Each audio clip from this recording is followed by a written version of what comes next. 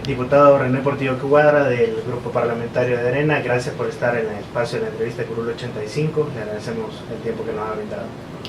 Muchas gracias. Como primera pregunta quisiera que nos haga una valoración con respecto a las elecciones, vamos a ir un poco atrás en el tiempo, que hizo la FEDAES y el mecanismo utilizado por el CNJ. ¿Cómo la valora usted? Bueno, me parece que la selección que hizo el Consejo Nacional de la Judicatura fue mucho más exhaustiva, mucho más de fondo, se exigió más a los candidatos, se investigó más de los candidatos y en consecuencia cada expediente formado por cada postulante contiene una información más completa que la información que hizo la FEDAES respecto de cada postulante. Recordemos que la FEDAES prácticamente no puso ningún filtro en la medida en que las 15 personas más votadas en la elección de abogados son los que se trasladan directamente al Consejo Nacional de la Judicatura. La FEDAES se vio influenciada por la corriente política de izquierda. Las personas que están en la junta directiva de la FEDAES mayoritariamente se decantaron por poner personas vinculadas directamente con el partido oficial y también con otros partidos políticos, y eso hace de que exista una mayor credibilidad en los 15 nombres que provienen del Consejo Nacional de la Judicatura que de los 15 nombres que provienen de la FEDAES. Quiero hacer una aclaración: dentro del listado de la FEDAES existen buenos perfiles, buenos nombres, pero eso no impide criticar la falta de filtros que hubo a la hora de seleccionar estos 15 nombres. Ahora, hubo, digamos, algunos hechos en la elección de la FEDAES que no dejan de llamar la atención. Uno, por ejemplo, es la inscripción de unas organizaciones o asociaciones de abogados que surgen en los momentos previos, digamos, a la elección y que apoyaban cuadros que incluso la misma Sala de lo Constitucional ya había retirado por vinculaciones partidarias.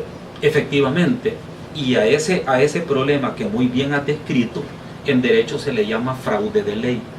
Es decir, cuando se utiliza la ley para actuar de manera distorsionada para favorecer intereses particulares.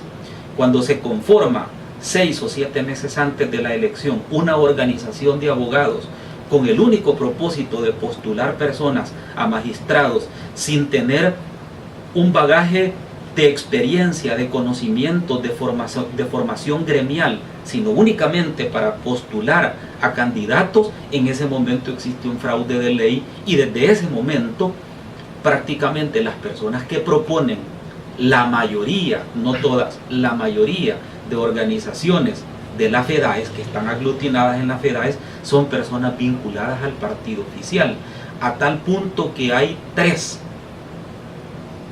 aspirantes de la primera nómina de la FEDAES que fueron declarados inconstitucionales sus nombramientos cuando desempeñaron cargos anteriores, que por cierto también eran cargos de segundo grado. Entonces, bajo aquel aforismo que dice, donde existe la misma razón, se aplica la misma disposición, pues es obvio que si no eran constitucionales en aquellos cargos por pertenecer a partidos políticos, tampoco son candidatos viables, probos o con moralidad y competencia notoria para ostentar una magistratura. Ahora, también ocurrió un hecho interesante, digamos, al momento en que llegan los expedientes de los abogados y jueces a el CNJ, no estaban completos algunos. Y precisamente esos expedientes que no fueron remitidos de la FEDAES al Consejo Nacional de la Judicatura eran los expedientes de las personas que no estaban vinculadas al partido oficial. Entonces pareciera ser que hubo dolo, que hubo mala intención en solamente remitir de manera completa los atestados y expedientes de los postulantes vinculados al FMLN y no aquellos que no lo son. Ahora, ¿cómo evalúa usted o cómo vio el mecanismo utilizado por el CNJ para evaluar a los candidatos que a ellos les correspondía evaluar? En términos generales me ha parecido muy bien.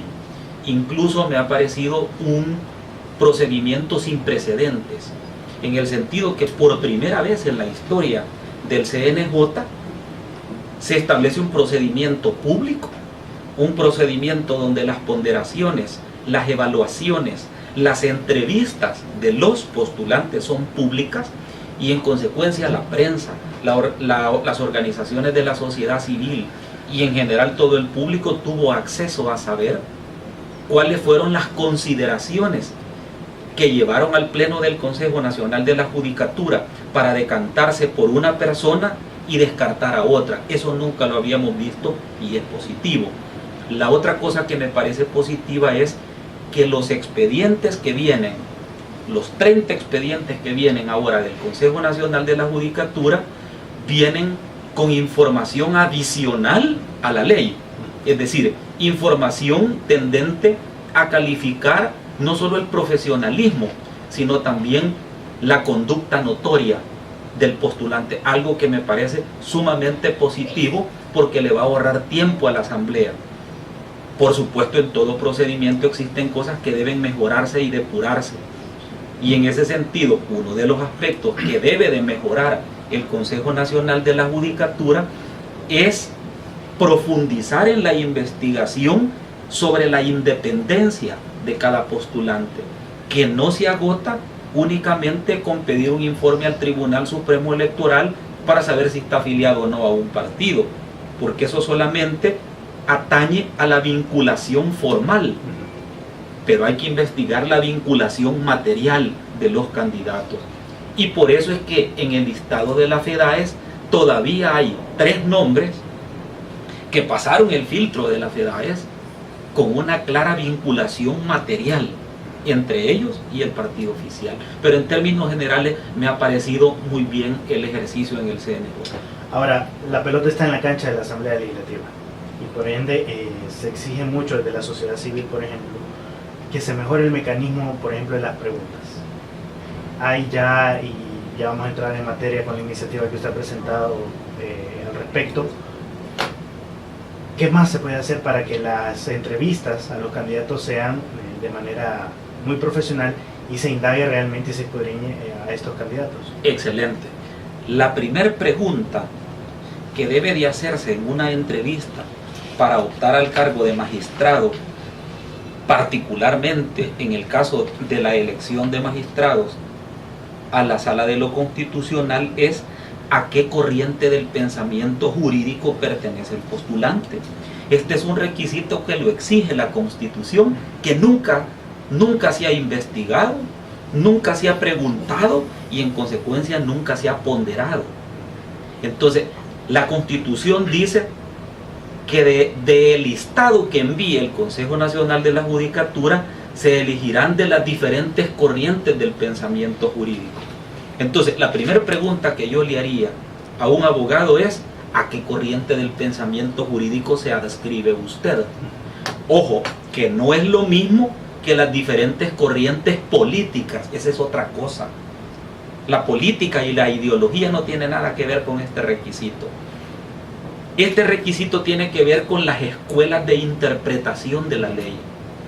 Yo me adscribo, por ejemplo, a la escuela que analiza la ley desde el punto de vista taxativo. Yo me adscribo a la escuela que interpreta el derecho desde el punto de vista integral de la norma jurídica. Yo me adscribo al naturalismo jurídico, que dice de que la ley debe estar incluso sobre cualquier derecho natural. O me adscribo yo incluso a la corriente del pensamiento realista, que dice de que la norma jurídica debe de adecuarse a los hechos y no los hechos a la norma jurídica. Es decir, estamos hablando de más de 5 o 7 escuelas del pensamiento jurídico que informan la manera de cómo yo voy a aplicar la ley o la aplicaría.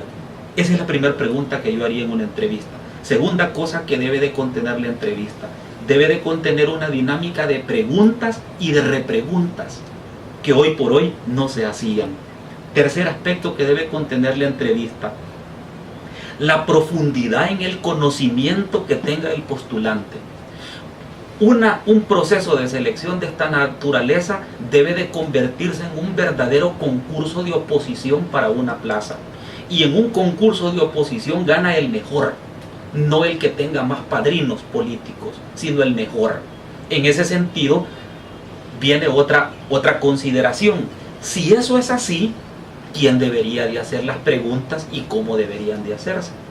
A mí me queda claro que quien debería de formular este tipo de entrevistas debe ser un abogado, porque un político no tiene ni la más mínima idea de cuáles son las escuelas y las corrientes que informan el pensamiento jurídico. No tiene criterio porque no ha estudiado eso. En consecuencia, por eso es que en la propuesta que yo presenté, yo hacía la moción de que se conformara un consejo de notables procedente de los decanatos de cada una de las diferentes escuelas de derecho del país, para que estas personas pudieran intervenir en la entrevista repreguntando al postulante. Que ellos no tengan derecho a voto, pero que tengan derecho a voz para poder repreguntar la profundidad del conocimiento del postulante. Ahora, ya adelanto un poco usted la pregunta que yo le quería hacer. ¿Cómo ve la participación de las organizaciones de la sociedad civil en este tema? Debe ser pujante, digamos, en el sentido de exigir también que se mejore el mecanismo, dar su opinión al respecto y que los mismos diputados tengan retroalimentación respecto a las preguntas que se hacen. Yo creo que la sociedad civil debe de jugar dos roles importantes en esta elección, y no solo en esta, sino en todas las elecciones de segundo grado. Primero, una participación activa en la vigilancia del proceso, convertirse en custodios y vigilantes de un proceso que sea transparente, plural, participativo, de rendición de cuentas, es decir, donde haya una participación que la sociedad civil esté viendo. ¿Qué significa eso? Que a la sociedad civil hay que abrirle la puerta de la comisión. No se puede ser transparente, no se puede ser plural desde afuera. Hay que quitarse el miedo, abrirle la puerta a la sociedad civil y que entre y que se siente y que presencie la entrevista de los candidatos y que presencie la valoración de los diputados respecto de cada una de los candidatos. Es decir, tiene que tener una participación activa. Y la otra es una participación de propuesta, en el sentido de que si la sociedad civil desea a través de un diputado formular una pregunta concreta que sea pertinente a un candidato, debe de formularse. Este procedimiento participativo se hace en Estados Unidos. La penúltima jueza de la Corte Suprema de Justicia de Estados Unidos que se eligió fue la doctora Sonia Sotomayor. Visitó el país hace como 1 año y medio, 2 años, ya siendo magistrada. La entrevista que el Congreso le hizo a esta magistrada duró 3 días. Y las organizaciones de derechos humanos, de la sociedad civil, organizaciones pro aborto, organizaciones en favor del aborto, organizaciones de inmigrantes, organizaciones de afrodescendientes, organizaciones de grupos económicos, es decir, la sociedad civil en toda su expresión llega a través de un representante a esa audiencia y tiene incluso la posibilidad de formularle de manera directa cualquier pregunta al postulante. A eso debemos de aspirar nosotros. Entonces, para contestarte la pregunta de manera concreta, la sociedad civil debe tener un rol vigilante, pero no desde afuera, sino desde adentro de la Asamblea. Claro. Entremos en la iniciativa presentada para mejorar todo el proceso de entrevistas. Es una cuestión bastante técnica, pero que entiendo serviría bastante para las entrevistas. Claro, básicamente son 4 aspectos los que yo destaco en esta propuesta, que te las comento muy rápidamente. La primera es los atestados que deben de presentar los postulantes para demostrar su competencia notoria. No basta con presentar únicamente títulos, no basta únicamente con presentar papeles, sino la comprobación de que ese documento realmente respalda una preparación especializada. Cursos de doctorado, cursos de posgrado, maestrías, diplomados. Es decir, debe de respaldarse que esa persona efectivamente obtuvo esa acreditación. Entonces, eso es bien importante. El segundo punto es el tema de la forma de cómo la comisión política debe de comprobar la moralidad notoria de los candidatos, que es un requisito constitucional. ¿Qué es moralidad notoria?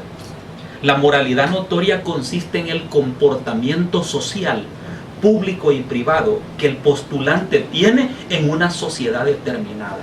Es decir, cuál es su conducta pública y privada. ¿Cómo la compruebo? Ahí viene la reforma. En la reforma que yo he presentado se plantea de que se pidan no solamente antecedentes penales y policiales, como tradicionalmente se ha pedido, sino que se pida informe al Instituto de Acceso a la Información Pública para saber si ha sido sancionado por esta institución por negar información pública. Informe a la Procuraduría General de la República para saber si está solvente de cuotas alimenticias. Corte de Cuentas de la República para saber si tiene sentencia ejecutoriada de cuentas en su contra. Informe del Tribunal Supremo Electoral para saber si se le ha impuesto alguna sanción al postulante.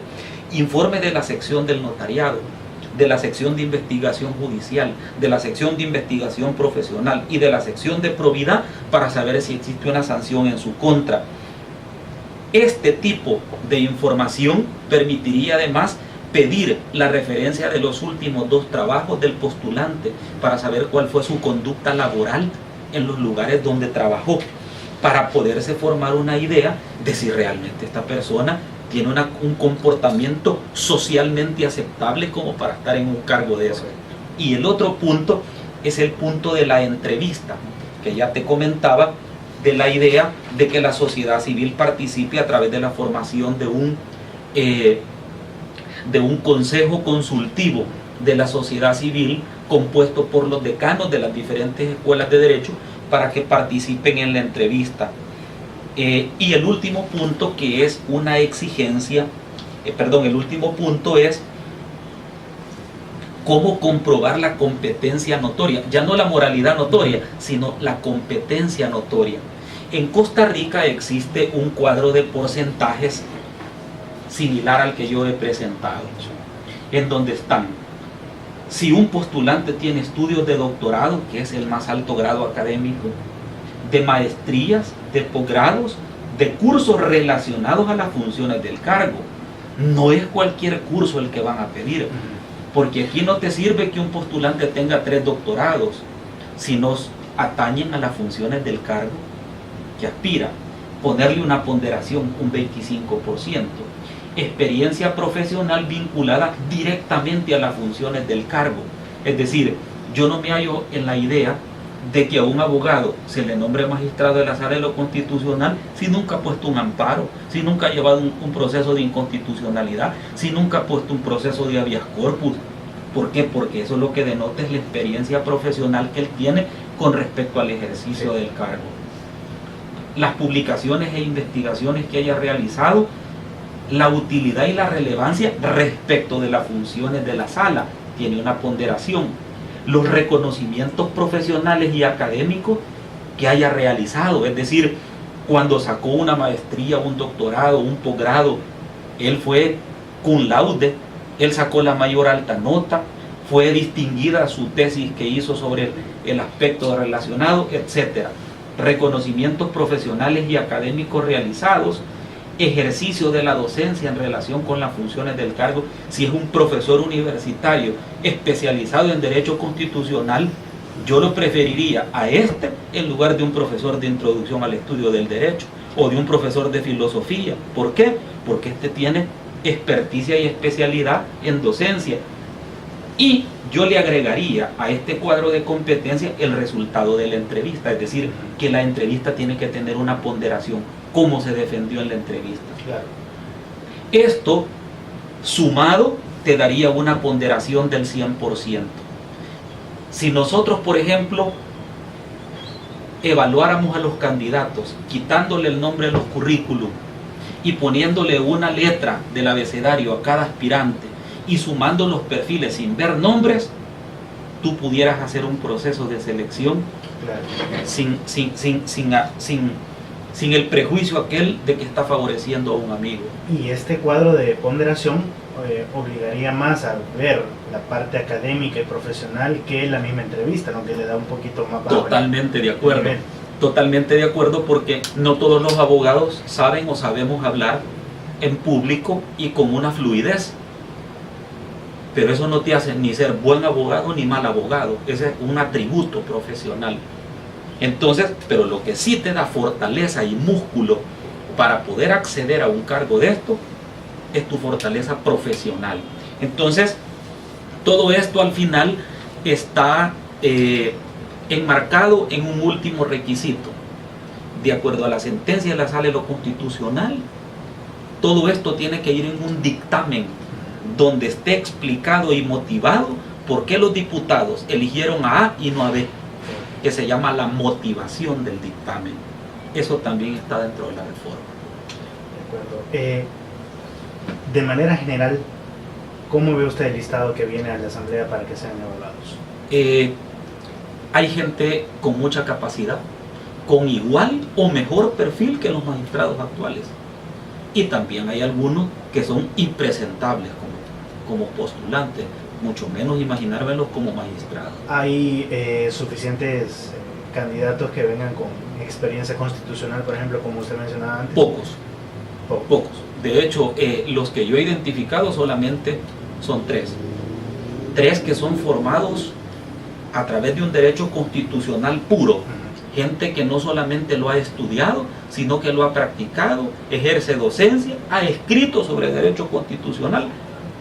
Son pocos, pero sí existen lo suficientes como para elegir cuatro, y cuatro muy buenos. La elección que viene, ¿usted garantizaría o por lo menos comprometería a que no se realice por repartición de cuotas como se ha mencionado en otras ocasiones? Definitivamente. Me opongo totalmente a que haya un reparto partidario, incluyendo a mi partido. Este es el momento de elegir a las personas más competentes, las personas que no están doblegadas de rodillas ante los partidos políticos, las personas que no le van a llegar a hacer los mandados a los partidos políticos, sino las personas que van a llegar a servirle a la ciudadanía. Para la característica más importante de un juez o magistrado es la imparcialidad y la independencia. Y esas dos cosas solo se pueden conseguir con personas que sean profesionales, independientes de los partidos políticos.